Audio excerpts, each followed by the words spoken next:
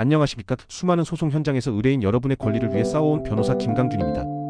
상상만 해도 아찔하죠. 평생 1군 내 보금자리 혹은 S 가까운 내가게에서 어느 날 갑자기 나가라는 통보를 받는다면, 게다가 이건 뭔가 잘못된 집행이다, 억울하다 는 확신까지 든다면 끓어오르는 분노와 억울함에 이성적인 판단이 흐려지기 마련일 겁니다. 아마 많은 분이 이렇게 생각하실 겁니다. 법원 명령에 내 이름도 없는데 왜 내가 쫓겨나야 합니까? 또는 이건 명백히 위법한 강제 집행인데 내가 내 집에 다시 들어가는 건 당연한 권리 아닙니까? 네, 충분히 가질 수 있는 의문입니다. 하지만 여러분, 그 억울함에 기댄 행동이 자칫 당신을 민사사건의 당사자에서 형사사건이 피의자, 그것도 이름도 생소한 부동산 강제 집행 효용 침해죄의 피고인으로 만들어버릴 수 있다는 사실을 알고 계셨습니까? 오늘 저는 이 위험한 갈림길에서 여러분을 지켜줄 중요한 대법원 판결 2023도 5553 하나를 소개해드리고자 합니다. 단순히 판례를 요약하는 것을 넘어 단연간의 소송 경험을 바탕으로 그 속에 숨겨진 진짜 의미와 우리가 취해야 할 현실적인 대응 방안까지 짚어드리겠습니다. 부디 끝까지 시청하시고 감정적인 대응이 아닌 현명한 법적 대응으로 여러분의 소중한 권리를 지켜내시길 바랍니다. 자, 그럼 실제 대법원 판례에서 가져온 충격적인 사례를 먼저 재구성해볼까요? 사실관계. 한 주택에 A씨와 B씨가 함께 살고 있었습니다. 그런데 A씨에게 돈을 받을 채권자가 법원에 부동산 인도 명령을 신청해서 받아냅니다. 여기서 변호사인 제 눈에 가장 먼저 들어오는 치명적인 지점이 있었습니다. 바로 그 인도 명령에는 채무자로 A씨의 이름만 적혀 있었다는 사실입니다. 상식적으로 생각해 보십시오. 법원의 명령은 그 문서에 이름이 적힌 사람에게만 효력이 미치는 것이 원칙입니다. 그런데 법원의 집행관은 현장에 나가 A씨는 물론 인도 명령에 이름조차 없는 B씨까지 모두 내쫓아버렸습니다. 그리고 그 집은 채권자의 점유 아래로 넘어갔죠. B씨 입장에선 기가 막힐 노릇이었을 겁니다.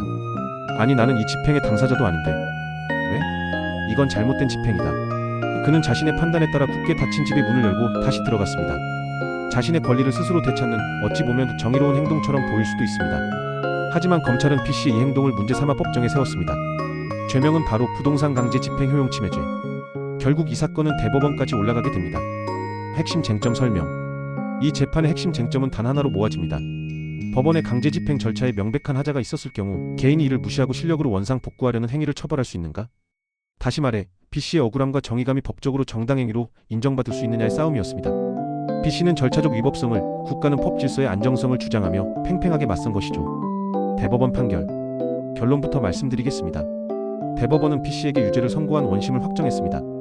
B씨의 행동은 범죄라는 최종 판단이 내려진 것입니다. 아마 많은 분이, 아니, 집행이 잘못됐다면서 왜 B씨가 처벌을 받아?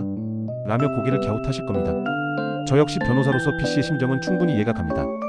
그러나 대법원의 논리를 차근차근 따라가 보면 우리 법치주의가 얼마나 절차와 안정성을 중요하게 여기는지 알 수 있습니다.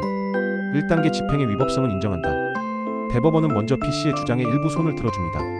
인도 명령의 채무자로 기재되지 않은 B씨까지 퇴거시킨 것은 명백히 민사집행법의 절차를 위반한 위법한 집행이 맞다 라고 분명히 선언했습니다.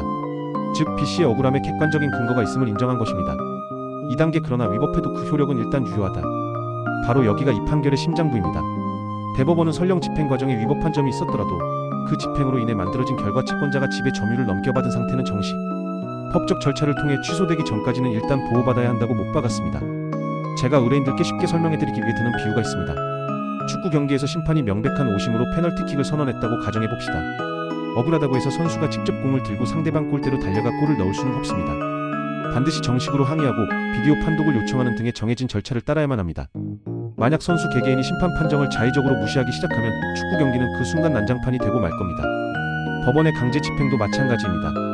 국가기관의 공적인 처분에는 비록 흠이 있더라도 권한 있는 기관 법원이 스스로 이건 잘못됐다고 취소하기 전까지는 누구도 함부로 그 효력을 무너뜨릴 수 없다는 공정력이 작용합니다. 개인이 스스로 정의의 심판자가 되어 실력을 행사하는 자력구제를 우리 법치국가는 엄격히 금지하고 있기 때문입니다. 이는 사회 전체의 법적 안정성을 지키기 위한 대원칙입니다. 3단계. 따라서 B씨의 침입은 명백한 범죄다. 결론은 명확해집니다. B씨가 다시 침입한 것은 바로 이 보호받아야 할 법적 상태를 침해하고 국가 강제 집행의 효력을 무력화시킨 행위입니다. 그러므로 B씨는 부동산 강제 집행 효용 침해죄에 해당하며 이는 결코 정당행위가 될 수 없습니다. 결국 법원은 B씨의 억울한 사정보다는 법질서 전체를 뒤흔들 수 있는 행위의 위험성을 훨씬 더 무겁게 본 것입니다. 결론. 이처럼 법은 스스로 권리를 구제하려는 자가 아닌 법이 정한 절차에 따라 권리를 구제하려는 자의 편에 섭니다. 감정적인 대응은 상황을 악화시키고 없던 형사 책임까지 만들어낼 뿐입니다. 부동산 인도 명령, 강제 집행과 같은 법원의 절차는 일반인이 보기에는 너무나 복잡하고 위압적입니다. 그 과정에서 억울한 점이 발견되더라도 혼자서 무엇을 어떻게 해야 할지 알기 어렵습니다. 오늘 살펴본 B씨의 사례처럼 순간의 분노와 잘못된 법률, 상식에 기댄 행동은 돌이킬 수 없는 결과를 낳을 수 있습니다. 만약 위와 비슷한 어려움으로 인해 가슴이 답답하고 앞날이 캄캄하시다면 혼자서 끙끙 앓지 마십시오. 여러분의 억울함을 법정에서 논리적으로 대변하고 가장 효과적인 법적 구제 절차를 안내해줄 전문가가 바로 변호사입니다. 주저하지 마시고 제가 여러분의 든든한 동반자가 되어드리겠습니다. 영상 더보기란에 있는 연락처로 지금 바로 문의해주세요. 상담 문의는 언제나 환영입니다. 오늘 영상이 여러분의 소중한 권리를 지키는데 조금이나마 도움이 되었기를 바랍니다. 다음에도 더욱 유익한 법률 정보로 찾아뵙겠습니다.